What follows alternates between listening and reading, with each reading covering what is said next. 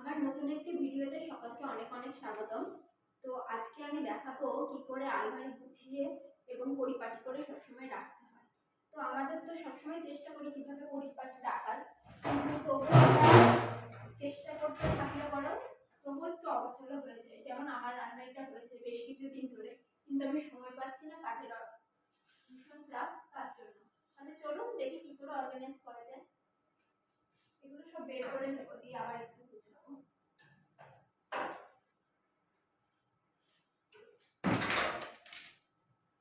এগুলো সব আমার শাড়ি।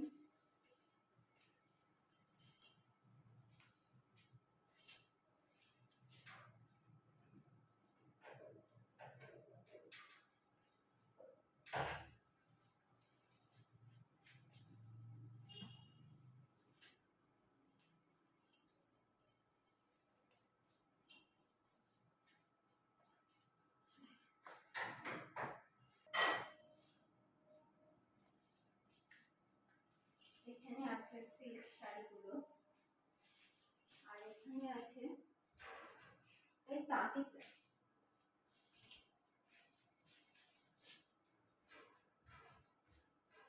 তার মধ্যে বেনারসিগুলোও আছে, বিয়ে বাড়িতে পরেছিলাম, সেগুলোকে এখন গুছিয়ে কিভাবে রাখবো। এই ভারী জরির কাজ করা।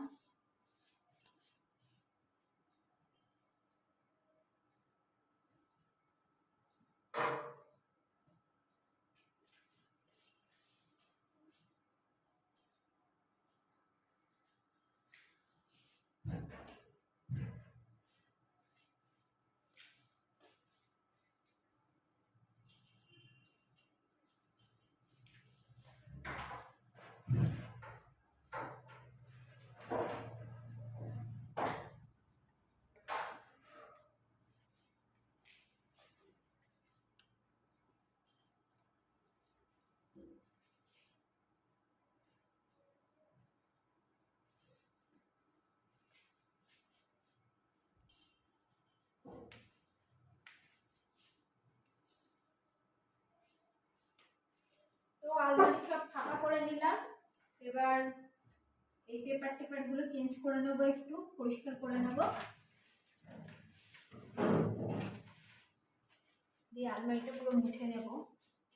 আমার এই আলমারিতে, যেহেতু এটা লোহার আলমারি, এর ওপর সব আমি পেপার বিছিয়ে তার উপর সুতির কাপড় বিছিয়ে রাখি, নাহলে জং টং ধরে যাওয়ার একটা চান্স থাকে।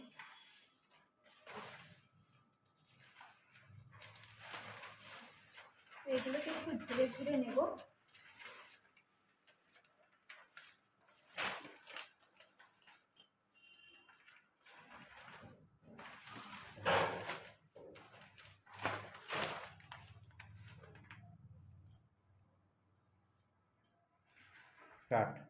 এই যে সমস্ত জামা কাপড় খাটে সব গুছিয়ে নিলাম, আস্তে আস্তে এবার গুছিয়ে নেব। রেখেছি আলমারি থেকে বের করে, এবার এগুলোকে সব গুছিয়ে নেব।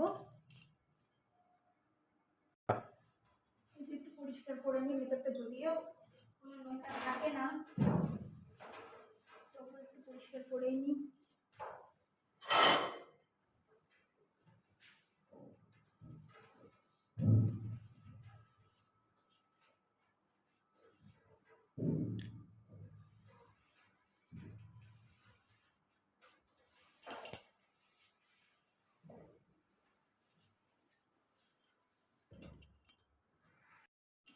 তিনটে করে লেয়ার করে পেপার দিয়েছি, তারপরে এই সুতির কাপড়গুলো দিয়েছি, এর উপরে জামা কাপড়গুলো সব রাখবো।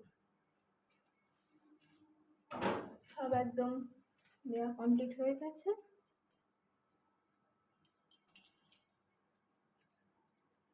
এবার এই যে শাড়িগুলো প্রথমে ঝুলিয়ে দেবো, এগুলো সিল্ক শাড়ি।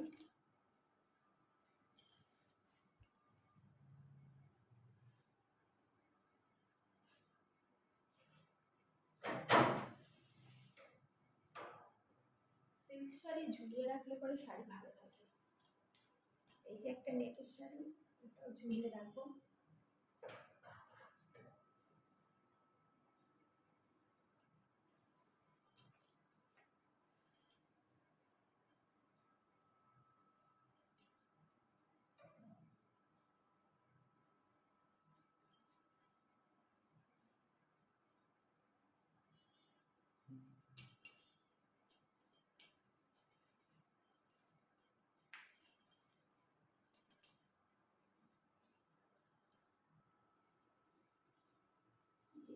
শাড়িগুলোকে এরকম করে ঝুলিয়ে দিতে হবে।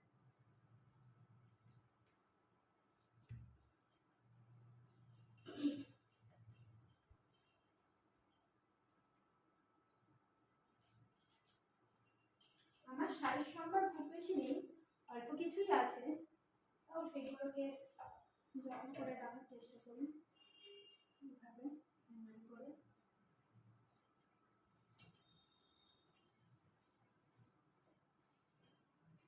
হ্যাঙ্গারে সব শাড়িগুলো একসাথে পরপর রাখতে গেলে কোনো অসুবিধা হয়, তাই আমি কিছু কিছু হ্যাঙ্গারে দুটো করেও শাড়ি রাখি, যাতে জায়গাটা ঠিকঠাক হয় আর শাড়িগুলো ভালোভাবে থাকে।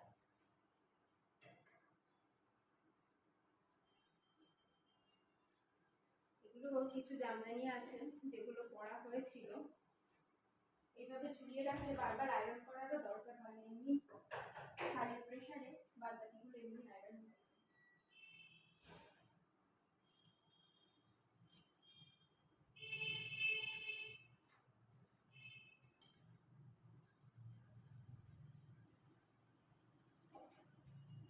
অনেক সময় দেখা যায় যে একবার পরার পরে সব শাড়ি কাচা হয় না বা লন্ড্রিতে পাঠানো যায় না, কিন্তু তাতে অনেকটা কুচকে যাওয়ার ভাব থাকে।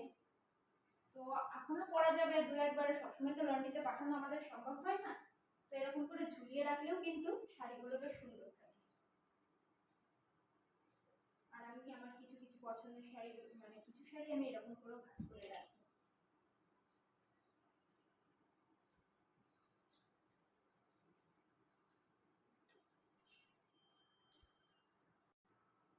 তো সামনেই গরমকাল চলে এসেছে, মানে এখন প্রায় গরমকাল এসে গেছে, তো তার জন্য আমরা যেগুলো সহজে এখন গরমের সময় পরে বেরোতে পারবো সেগুলোকে সামনের দিকেই রাখবো, আর যেগুলো এখন পরবো না আমরা, যেগুলো হেভি শাড়ি সেগুলোকে একটু ভেতর দিকে রাখবো, সেই হিসেব করেই আমিও আমার আলমারিটাকে গুছিয়ে দিচ্ছি।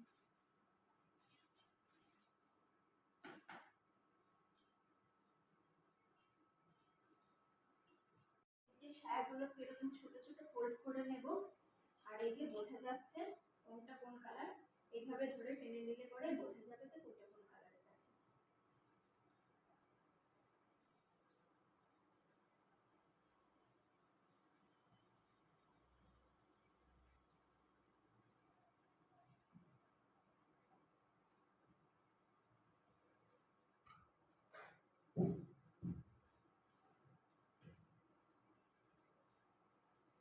বের করতেও সুবিধা, কোনো ছড়িয়েও যাবে না, কোনো কিছু হবে না।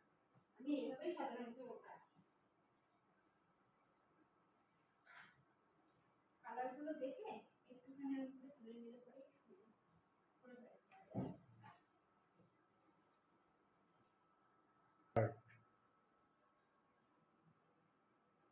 সেরকম ভাবে আমাদের ব্লাউজগুলোকেও এরকম করে যদি রাখতে পারি আমরা, কোন ব্লাউজটা দরকার কখন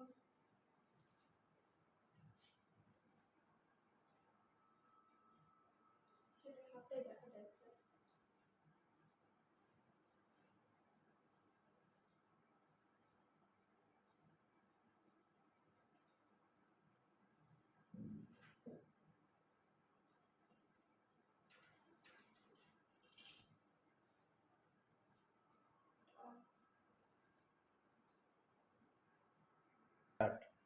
এই যে এইগুলো আমাদের সবার কাছেই রয়েছে বেনারসি শাড়ি, তো এগুলো তো প্রচণ্ড ভারী আর হেভি জরির ওয়ার্ক, তো এগুলো তো আর এমনি যেভাবে খুশি রাখা যায় না, তো সুতির কাপড়ে মুড়ে রাখতে হয় বেনারসির এই যে জরি, এইগুলো না হলে পরে ফেটে যায়, নষ্ট হয়ে যায়। দীর্ঘদিন ভালো রাখার জন্য আমি এক জায়গায় দেখেছিলাম, এবং আমি একজন আমাকে বলেছিল যে এইভাবে রাখতে, তো আমি সুতির নরম কাপড় পরিবর্তে আমি এই পুরনো সবার ঘরেই থাকে যে কিছু বেডশিট খারাপ হয়ে যায় কিন্তু এই কভারগুলো থেকেই থাকে, তো আমি সেই নরম, এই যে একদম পুরো নরম কভার, তার মধ্যে আমি একটা ব্যাগের মতো করে রেখে দেবো।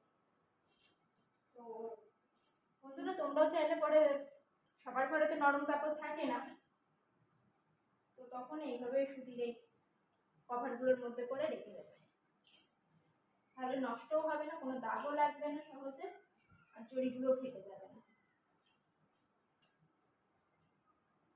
আমি এইভাবেই রাখি। আসলে বিয়েবাড়ি ছিল যার জন্য তখন পরেছিলাম, আর এগুলো গুছিয়ে রাখা হয়নি। তো আজকে আবার রাখলাম। সবসময় তো অর্গানাইজার ব্যাগ বা বক্স আমাদের কেনা হয় না, তো ঘরে যেটা আছে সেটা দিয়েই চেষ্টা করলে পরেই হয়। এই যে এটা পুরো ব্যাগের মতো হয়ে গেছে, এবার এটাকে ভাঁজ করে রেখে দেবো।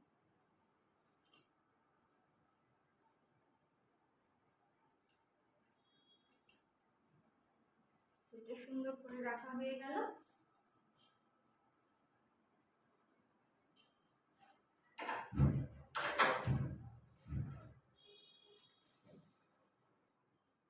যে আমার কাছে কিছু হেভি বেডশিট রয়েছে, তো সেগুলোকেও আমি এভাবে ভাঁজ করে এই আলমারিতে গুছিয়ে রেখে দেবো।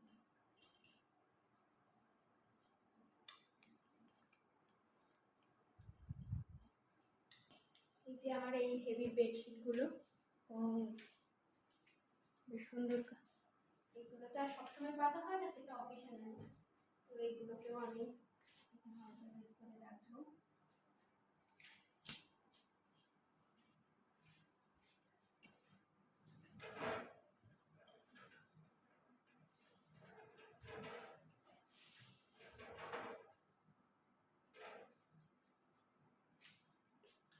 যখন আলমারিটা গোছানোর জন্য খুললাম, তো তখন চারধারে কেমন ছড়িয়েছিল, তো এখন সেটা বেশ গুছিয়ে রাখার পর বহুত জায়গাও পাওয়া গেছে।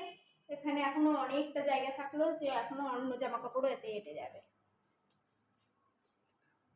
তো এখন দেখতে কি রকম লাগছে আমার এই আলমারিটা। তো বন্ধুরা, তোমরাও যদি এরকম ভাবে গুছিয়ে রাখো, দেখবে যে তোমাদের আলমারিটা কত সুন্দরভাবে সাজানো গোছানো থাকবে এবং সহজে যে কোনো জিনিস পেতে সুবিধা হবে। তো এইভাবে গুছিয়ে নিয়েছি। যখন আলমারিটা খুললাম তখন পুরো ছড়িয়ে গেছিল। অনেকদিন ধরেই ব্যবহার করছি, সমস্ত কিছু আমার গুছিয়ে রাখছি ঠিকই, কিন্তু পুরো নিচের তাকটা পর্যন্ত পুরো ভরে ছিল, কিন্তু এখন দেখো পুরো ফাঁকা হয়ে গেছে। এখানে আমি আরও অনেক জিনিসপত্র অন্যান্য আলমারি থেকে এনে রাখতে পারবো। তো পুরো ফাঁকা হয়ে গেছে এবং যখন যেটা নিতে চাইবো সেটা সহজে এরকম করে টেনে বের করে নিতে পারবো। শাড়িগুলো বেশ সুন্দরভাবে রাখা হয়ে গেছে, সমস্তটাই বেশ সুন্দরভাবে রয়েছে। তাহলে তোমরাও তোমাদের আলমারিকে এইভাবে গুছিয়ে রেখে দিও সবসময় পরিপাটি করে। আর ভারী শাড়িগুলোকে সবসময় তো অর্গানাইজার ব্যাগ কেনা সম্ভব নয় আমাদের, তো যে পুরোনো বিছানার চাদরগুলো খারাপ হয়ে যায় কিন্তু কভারগুলো তো থেকে যায়, তো সেই কভারগুলোর মধ্যে ঢুকিয়ে রেখে দিলে পরে ভারী শাড়িগুলো বেশ সুন্দরভাবে থাকবে। তো আমার এই ভিডিওটি যদি আপনাদের ভালো লেগে থাকে, অবশ্যই লাইক, কমেন্ট এবং শেয়ার করবেন এবং সাবস্ক্রাইব করে চ্যানেলটির পাশে থাকবেন। Thank you.